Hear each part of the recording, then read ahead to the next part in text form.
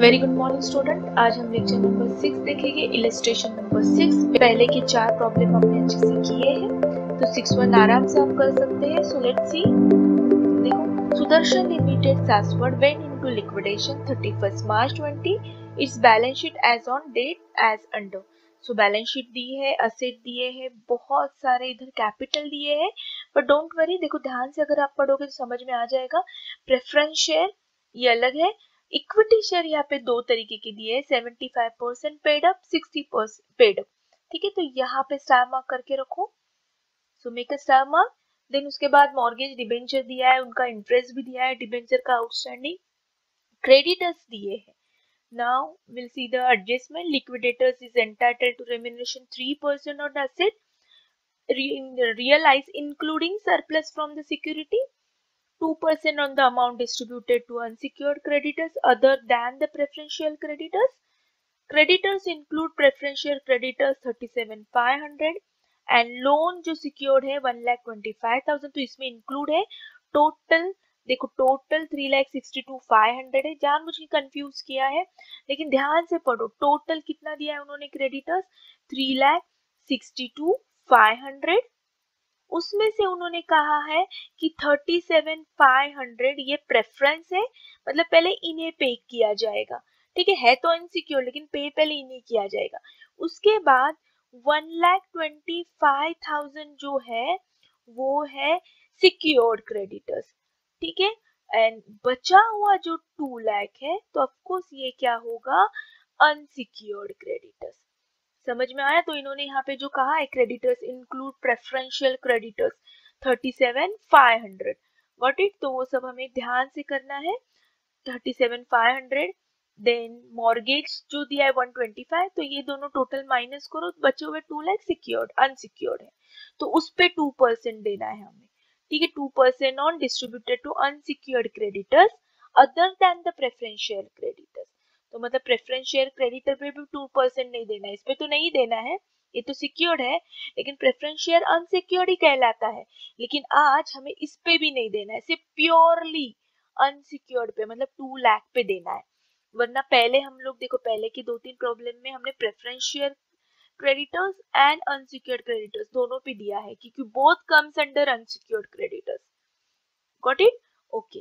Asset देखो क्या क्या रियलाइज हुए हैं। Land 3 lakh, plant 5, patents, stock and debtors, इन सब की टोटल जो होगी उस पे 2% हमें निकालना है। ठीक है, चलो लेट्स स्टार्ट। इजी है question. So first cash in hand. देखो क्वेश्चन है आपके पास, कैश इन हैंड पहले हमेशा लिखना होता है, तो हमारे पास 75,000 है। सो 75,000, देन सब असेट हमने रियलाइज किए हैं, असेट लिखो। See we have to ignore this profit and loss, this debenture discount and underwriter commission, इसको हमें इग्नोर करना है, हमने आज तक कभी लिया नहीं है।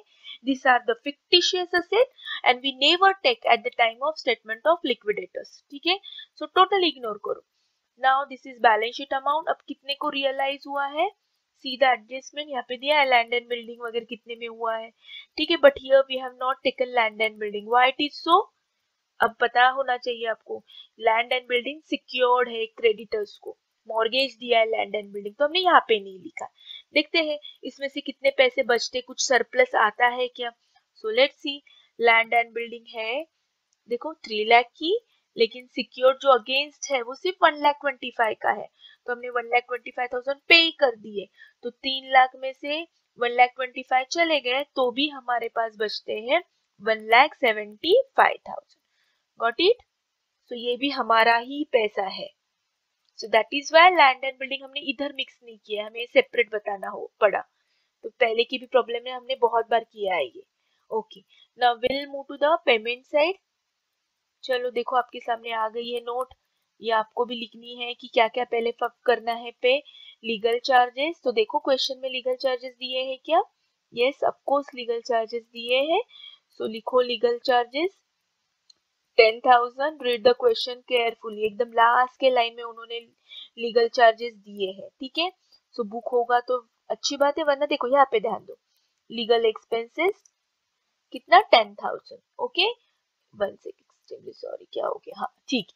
ओके चलो नेक्स्ट वन, उसके बाद अब liquidators remuneration, so 3% on all asset realise. Of course हम लैंड एंड बिल्डिंग की भी अमाउंट लेंगे, बेचा तो उसने ही है ना, बेचारे ने मेहनत तो की है ना, तो इस सब की टोटल करो, देखो इस सब की टोटल करो, बराबर आ जाएगी 1225। फिर उसके बाद उन्होंने क्या कहा है कि यस मुझे और क्या चाहिए, 2% ऑन अनसिक्योर्ड क्रेडिटर्स। तो देखो अदर देन प्रेफरेंशियल क्रेडिटर्स, तो आज हम प्रेफरेंशियल क्रेडिटर्स को इंक्लूड नहीं करेंगे। ठीक है, ये 2 लाख कहाँ से आ गए, लास्ट स्लाइड में मैंने बताया है, ये जो 3,62,000 का है बाइफरकेशन किया है। ठीक है, इसमें से 37,500 बाजू में निकालो प्रेफरेंशियल क्रेडिटर्स, फिर इसमें से मॉर्गेज है 1,25,000 वो बाजू में निकालो, तो ऑफ कोर्स बचोगा 2 लाख, सो 2 लाख सॉरी। ठीक है, okay, now will move to the next. अब हमें क्या करना है, देखो यहाँ पे क्वेश्चन में और क्या क्या बाकी है, लिक्विडेशन एक्सपेंसेस है, ऑफ कोर्स है, देखो यहाँ पे दिया है 17,250, तो हो गया हमारा legal charges, remuneration, cost of binding up, done. अब हम लाइन से पे करेंगे, प्रेफरेंशियल क्रेडिटर्स कर दो, प्रेफरेंशियल क्रेडिटर्स क्लियर कट बोला है उन्होंने 37,500 प्रेफरेंशियल क्रेडिटर्स, देखो यहाँ पे सर्कल किया है। फिर उसके बाद हम क्या करेंगे, डिबेंचर्स होल्डर है क्या, डिबेंचर्स हमारे पास यस है ना, 5% मॉर्गेज डिबेंचर। ठीक है, सो करो 5% डिबेंचर, प्रिंसिपल अमाउंट पहले पे करो, फिर आउटस्टैंडिंग डिबेंचर्स पे करो, डन हो गया 5% 2,50,000 पे। ओके, नाउ हो गया, डिबेंचर होल्डर भी हो गया, एक एक ऐसे कट किया करो हमारा क्या क्या हो चुका है। Then unsecured creditors, unsecured creditors कर लो, सिंपल है 2 लाख है, उसके बाद प्रेफरेंस शेयर होल्डर्स कर लो 5 लाख, हो गया, सब कुछ हो गया, देखो कितने जल्दी जल्दी हो गया। नाउ अब इक्विटी शेयर होल्डर को पे करना है, तो कितना पे करना है, तो सिंपल पहले डेबिट की टोटल करो माइनस क्रेडिट की करो, तो डेबिट माइनस क्रेडिट कितना अवेलेबल है 1,07,000, याद रखो कितना अवेलेबल है 1,07,000 अवेलेबल है इक्विटी शेयर होल्डर को। अब कितने इक्विटी शेयर होल्डर है और क्या क्या उनकी वैल्यू है, देखो अब यहाँ पे ध्यान दे दो, ये आगे भी कैलकुलेशन है, आगे के प्रॉब्लम में भी ये कैलकुलेशन पूछा है उन्होंने। तो 2,500 इक्विटी शेयर 75 पेड, मतलब कुछ शेयर जो है 2,500 के वो 75 पेड किया है, और आगे के 7,500 जो इक्विटी शेयर है उन्होंने 60 पेड किया है। टोटल कितने हैं, टोटल नंबर ऑफ शेयर है 10,000।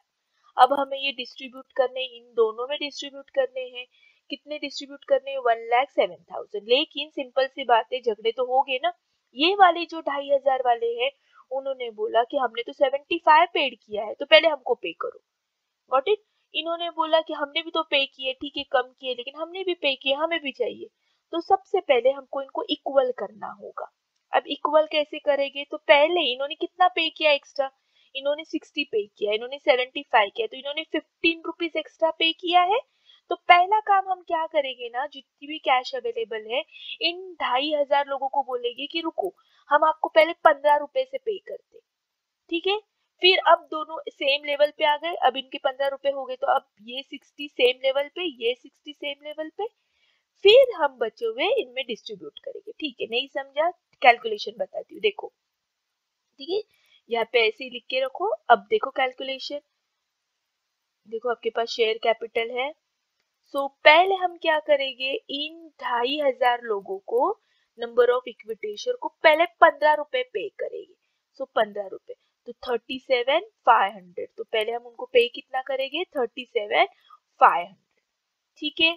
देखो तो हमारे पास अब कैश अवेलेबल कितनी है, total cash available debit minus credit 69,500, ठीक है, ये डेबिट की टोटल है, ठीक है। उसमें से हमने क्या किया, इनको, सॉरी ये डेबिट की टोटल नहीं है, सॉरी, हाँ एक मिनट, हाँ मुझे रफ करने दो, एक्सट्रीमली सॉरी, ओके, ये डेबिट नहीं है, ये है इक्विटी शेयर होल्डर को अवेलेबल अमाउंट। ये कहाँ से अमाउंट आई है, अभी हमने देखा ना प्रीवियस में, इक्विटी शेयर होल्डर इतनी बांटनी थी, लेकिन उसमें से पहले हमने ये वाले प्रेफरेंस, ये वाले इक्विटी शेयर होल्डर को दे दिया 37,500। अब कितनी बची? 69,500। तो हमने पहला काम क्या किया है, ये वाले को 60 पे लाके रखा। ये तो ऑलरेडी 7,500 वाले 60 पे है ही पेड अप, ठीक है। तो हमने पहले इनका 75 था, बट हमने इनको पहले एक्स्ट्रा ये दोनों का डिफरेंस 15 रुपए पहले रिटर्न कर दिए। सो 37,500, तो 1,07,000 में से 37,500, अब बचे 69,500। अब ये जो 69,500 है, अब दोनों इक्वल हो गए। कितने? इसके है 2,500 और इसके 7,500, तो नंबर ऑफ शेयर हो गए 10,000। अब 10,000 हम क्या करेंगे, ये जो अवेलेबल कैश है उसमें डिवाइड करेंगे, तो 6.95। तो अब ये जो 10,000 शेयर होल्डर है उनको एक शेयर कितने में हम देंगे? 6.91, ठीक है। तो 2,500, देखो 2,500 इंटू इनको हम देंगे 6.95, बचे हुए 7,000 जो 500 शेयर्स है उनको हम देंगे 6.95।